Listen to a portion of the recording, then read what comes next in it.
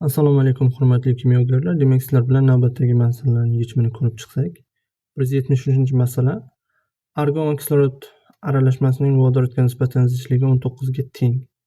Aralashma orqali o'zgarmas elektr toki o'tkazildi. Natijada olingan yangi aralashmaning vodorodga nisbatan zichligi 20 ga teng bo'ldi. Yangi aralashmadagi argonning hajmi o'lchishini foizda aniqlang degan. Hop, demak, biz zichlik vodorodga nisbatan zichlik 19 ekan, demak m o'rtacha 1 deymiz. Chunki oxirida yana vodorodga nisbatan zichlik berilgan. Shuning uchun ikkita m o'rtacha bizda chiqadi. M o'rtacha 1 deymiz. 2 vodorodga nisbatan zichligi 19, 2 ko'paygan 19, 38 gram taqsim mol. Bizda argon va kislorod bo'lgan. Diagonal usuldan ketamiz. Argonniki 40 massasi, kislorodniki molekulyar holida 32. O'rtachasi, m o'rtachani qo'yamiz 38. Shunda 38 dan 32 ni ayirsak 6 mol argonni miqdori kelib chiqdi. 40 dan 38 ayirsak 2 mol kislorodning miqdori kelib chiqdi. Buni yana ham bir-biriga nisbatan qisqartirsak 1 ga 3. Ikkalasini ham 2 ga bo'lib olsak bo'linadi. 1 ga 3 modda miqdori, demak 3 mol argon, 1 mol kislorod. Xo'p. Ana endi aralashma orqali o'zgarmas elektr toki o'tkazildi. Aralashma orqali o'zgarmas elektr toki o'tkazilganda kislorod ozonga aylanadi. Mana 3 molekula kislorodimiz, 2 molekula ozonga aylanadi. Qancha reaksiyaga kirishganini bilmaymiz kislorodda biz. Shuning uchun koeffitsiyentiga mos nisbati 3x mol kislorod reaksiyaga kirishib 2x mol ozon hosil qilgan. Tushunarli?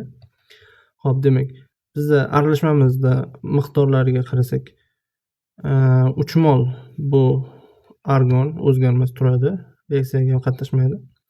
3 mol argon bor edi. Kislorodimiz 1 mol bor edi. 3x mol reaksiyaga kirishib ketdi. 1 minus 3x. Keyin ozon qo'shildi bizda. Yana yangi aralashmamizda 2x hosil bo'ldi. 2x ozon umumiy miqdorlar yig'indisini topsak 4 minus x. Massasiga o'tsak, argon 40, 3 kara 40, 120. Hop, kislorod massasini topsak, 32 minus 3 ta 32, 96x. 32 minus 96x. Ozonniki 48, 2x ko'paytirsak 96x. Massasini yig'ib chiqsak, minus 96x bor mana bu yerda, keyin 96x keyin plyus holatda bo'ldi. 96x o'zi qisqarib 0 bo'lib ketadi. 120 ga 32 ni qo'ysak, 152. Xo'p, bizda aralashma massasini modda miqdoriga bo'lganimizda o'rtacha molekulyar massa kelib chiqadi, m o'rtacha kelib chiqadi. Bizda m o'rtacha berilgan. Mana natijada olingan aralashmaning vodorodga nisbatan zichligi ikkinchi m o'rtachamiz 20 ga teng yana.